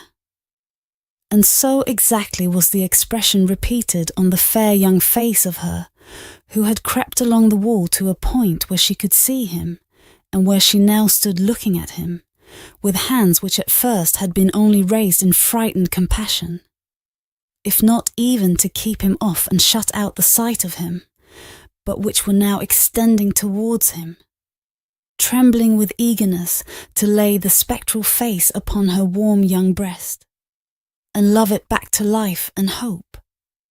So exactly was the expression repeated, though in stronger characters, on her fair young face, that it looked as though it had passed like a moving light, from him to her. Darkness had fallen on him in its place.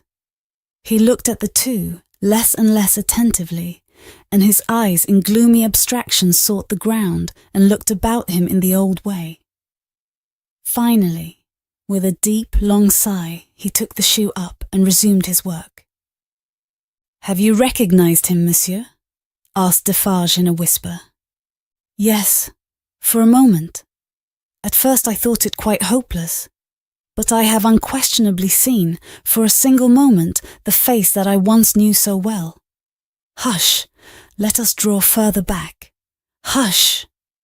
She had moved from the wall of the garret, very near to the bench on which he sat. There was something awful in his unconsciousness of the figure that could have put out its hand and touched him as he stooped over his labour. Not a word was spoken, not a sound was made. She stood, like a spirit, beside him, and he bent over his work. It happened at length that he had occasion to change the instrument in his hand for his shoemaker's knife. It lay on that side of him which was not the side on which she stood. He had taken it up and was stooping to work again, when his eyes caught the skirt of her dress. He raised them and saw her face. The two spectators started forward, but she stayed them with a motion of her hand. She had no fear of his striking at her with the knife, though they had. He stared at her with a fearful look, and after a while his lips began to form some words, though no sound proceeded from them. By degrees, in the pauses of his quick and laboured breathing, he was heard to say, "What is this?" With the tears streaming down her face, she put her two hands to her lips and kissed them to him, then clasped them on her breast, as if she laid his ruined head there. "You are not the jailer's daughter?" She sighed. "No." "Who are you?" Not yet trusting the tones of her voice, she sat down on the bench beside him. He recoiled, but she laid her hand upon his arm. A strange thrill struck him when she did so, and visibly passed over his frame. He laid the knife down softly, as he sat staring at her. Her golden hair, which she wore in long curls, had been hurriedly pushed aside, and fell down over her neck. Advancing his hand by little and little, he took it up and looked at it. In the midst of the action, he went astray, and with another deep sigh, fell to work at his shoemaking. But not for long. Releasing his arm, she laid her hand upon his shoulder. After looking doubtfully at it, 2 or 3 times, as if to be sure that it was really there, he laid down his work, put his hand to his neck, and took off a blackened string with a scrap of folded rag attached to it. He opened this carefully on his knee, and it contained a very little quantity of hair, not more than 1 or 2 long golden hairs, which he had, in some old day, wound off upon his finger. He took her hair into his hand again, and looked closely at it. "It is the same. How can it be? When was it? How was it?" As the concentrated expression returned to his forehead, he seemed to become conscious that it was in hers too. He turned her full to the light and looked at her. She had laid her head upon my shoulder that night when I was summoned out. She had a fear of my going, though I had none, and when I was brought to the North Tower, they found these upon my sleeve. "You will leave me them. They can never help me to escape in the body, though they may in the spirit." Those were the words I said. I remember them very well. He formed this speech with his lips many times before he could utter it, but when he did find spoken words for it, they came to him coherently, though slowly. "How was this? Was it you?" Once more the 2 spectators started, as he turned upon her with a frightful suddenness. But she sat perfectly still in his grasp, and only said in a low voice, "I entreat you, good gentlemen, do not come near us, do not speak, do not move." "Hark!" he exclaimed. "Whose voice was that?" His hands released her as he uttered this cry, and went up to his white hair, which they tore in a frenzy. It died out, as everything but his shoemaking did die out of him, and he refolded his little packet and tried to secure it in his breast. But he still looked at her, and gloomily shook his head. "No, no, no, you are too young, too blooming. It can't be. See what the prisoner is. These are not the hands she knew, this is not the face she knew, this is not a voice she ever heard. No, she was, and he was, before the slow years of the North Tower, ages ago. What is your name, my gentle angel?" Hailing his softened tone and manner, his daughter fell upon her knees before him, with her appealing hands upon his breast. "Oh, sir, at another time you shall know my name, and who my mother was, and who my father, and how I never knew their hard history. But I cannot tell you at this time, and I cannot tell you here. All that I may tell you here and now is that I pray to you to touch me and to bless me. Kiss me, oh my dear, my dear." His cold white head mingled with her radiant hair, which warmed and lighted it as though it were the light of freedom shining on him. If you hear in my voice, I don't know that it is so, but I hope it is. If you hear in my voice any resemblance to a voice that once was sweet music in your ears, weep for it, weep for it. If you touch, in touching my hair, anything that recalls a beloved head that lay on your breast when you were young and free, weep for it, weep for it. If, when I hint to you of a home that is before us, where I will be true to you with all my duty and with all my faithful service, I bring back the remembrance of a home long desolate, while your poor heart pined away, weep for it, weep for it. She held him closer round the neck and rocked him on her breast like a child. If, when I tell you, dearest dear, that your agony is over, and that I have come here to take you from it, and that we go to England to be at peace and at rest, I cause you to think of your useful life laid waste, and of our native France so wicked to you, weep for it, weep for it. And if, when I shall tell you of my name, and of my father who is living, and of my mother who is dead, you learn that I have to kneel to my honoured father, and implore his pardon for having never for his sake striven all day, and lain awake and wept all night, because the love of my poor mother hid his torture from me. Weep for it, weep for it. Weep for her then, and for me. Good gentleman, thank God. I feel his sacred tears upon my face, and his sobs strike against my heart. Oh, see, thank God for us, thank God. He had sunk in her arms, and his face dropped on her breast, a sight so touching, yet so terrible in the tremendous wrong and suffering which had gone before it, that the two beholders covered their faces.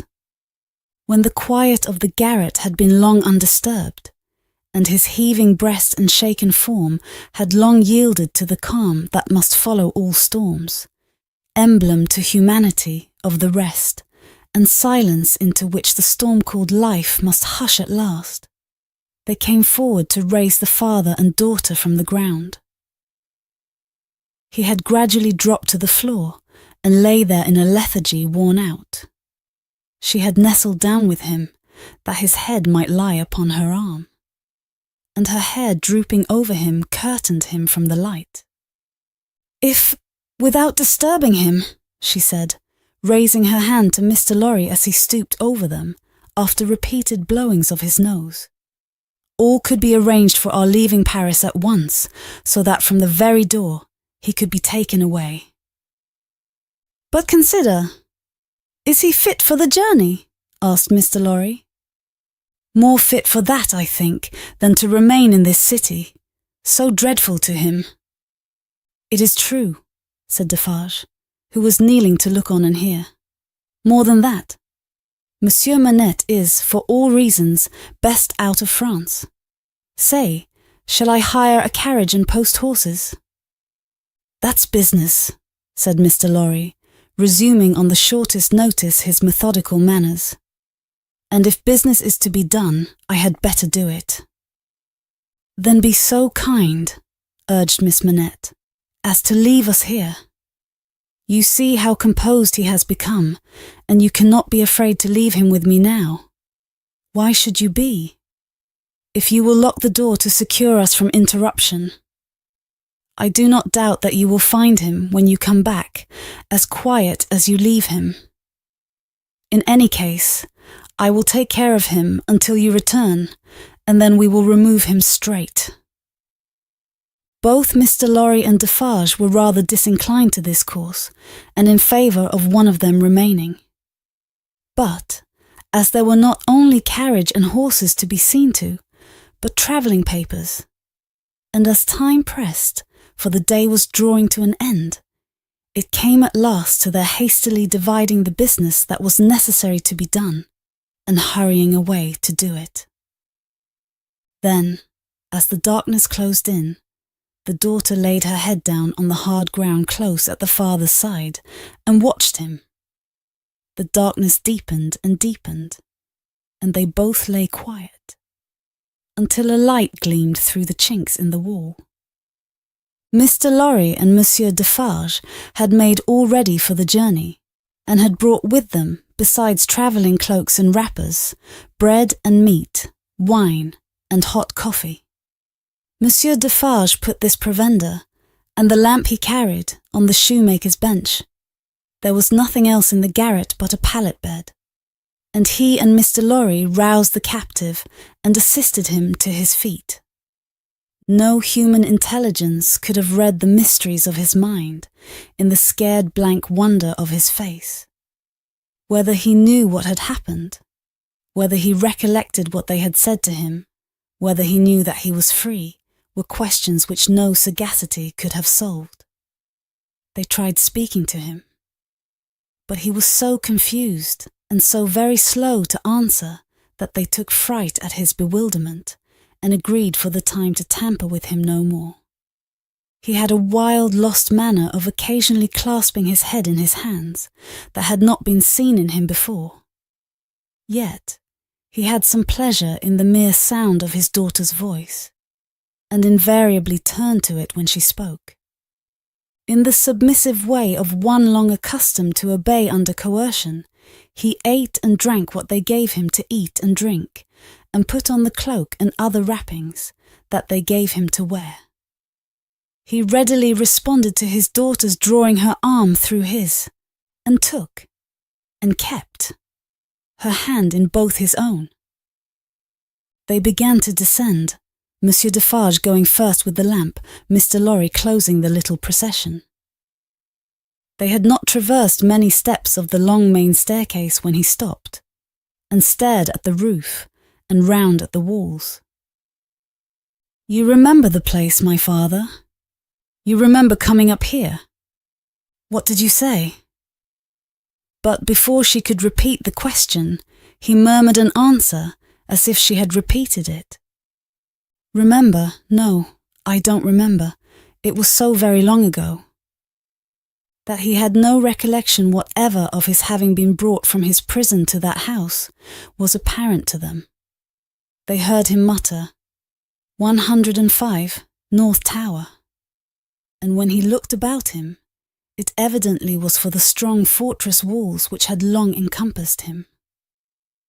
On their reaching the courtyard, he instinctively altered his tread, as being in expectation of a drawbridge, and when there was no drawbridge, and he saw the carriage waiting in the open street, he dropped his daughter's hand and clasped his head again. No crowd was about the door. No people were discernible at any of the many windows. Not even a chance passer-by was in the street. An unnatural silence and desertion reigned there. Only one soul was to be seen, and that was Madame Defarge, who leaned against the doorpost, knitting, and saw nothing. The prisoner had got into a coach, and his daughter had followed him, when Mr. Lorry's feet were arrested on the step by his asking, miserably, for his shoemaking tools and the unfinished shoes. Madame Defarge immediately called to her husband that she would get them, and went knitting out of the lamplight through the courtyard. She quickly brought them down and handed them in, and immediately afterwards leaned against the doorpost, knitting, and saw nothing. Defarge got upon the box and gave the word to the barrier. The postilion cracked his whip, and they clattered away under the feeble over-swinging lamps. Under the over-swinging lamps, swinging ever brighter in the better streets and ever dimmer in the worse, and by lighted shops, gay crowds, illuminated coffee-houses and theatre doors to one of the city gates. Soldiers with lanterns at the guardhouse there. Your papers, travellers. See here then, monsieur the officer, said Defarge, getting down, and taking him gravely apart. These are the papers of monsieur inside, with the white head. They were consigned to me with him at the... He dropped his voice. There was a flutter among the military lanterns, and one of them being handed into the coach by an arm in uniform. The eyes connected with the arm looked, not an everyday or an every night look, at monsieur with the white head. It is well. Forward, from the uniform. Adieu, from Defarge. And so, under a short grove of feebler and feebler over-swinging lamps, out under the great grove of stars. Beneath that arch of unmoved and eternal lights, some so remote from this little earth that the learned tell us it is doubtful whether their race have even yet discovered it, as a point in space where anything is suffered or done. The shadows of the night were broad and black. All through the cold and restless interval, until dawn, they once more whispered in the ears of Mr. Jarvis Lorry, sitting opposite the buried man who had been dug out, and wondering what subtle powers were for ever lost to him, and what were capable of restoration, the old inquiry. I hope you care to be recalled to life? And the old answer, I can't say. The end of the first book. A Tale of Two Cities, a Story of the French Revolution, by Charles Dickens. Tale of Two Cities. Summary. A Tale of Two Cities, 1859, is one of Dickens' two historical novels, the other being Barnaby Rudge. The two cities in question are Paris and London at the time of the French Revolution. Perhaps, unsurprisingly, Dickens seems to disdain the aristocracy. The heroic nobleman, Charles Darnay, renounces his status in opposition to his uncle, the Marquis de Saint-Evremond, and the evils of oppression he represents. Meanwhile, Dr. Manette the physician has become aware of the Marquis's ill practice through a young peasant and his sister who have been hideously treated. After Darnay leaves France, he falls in love with Manette's daughter Lucy, and they are married. The story continues after Darnay's happiness with Lucy as he returns to France during the Terror to save a servant. Darnay is arrested and condemned to death. The final section of the novel is concerned with the question of whether he will survive or be punished for his noble act of rescue, and whether or not the Englishman Carton, who resembles Darnay, will be able to save his life. It is a story of great sacrifices being made for the sake of principle. The novel is notable for its vivid representation of France during this troubled time, and was modelled on Carlyle's The French Revolution. Although contemporary critics saw it as humourless, it has become popular since then due to film and dramatic adaptations. Book the 1, Recalled to Life. Chapter 1. The Period. It was the best of times, it was the worst of times, it was the age of wisdom, it was the age of foolishness, it was the epoch of belief, it was the epoch of incredulity, it was the season of light, it was the season of darkness, it was the spring of hope, it was the winter of despair. We had everything before us, we had nothing before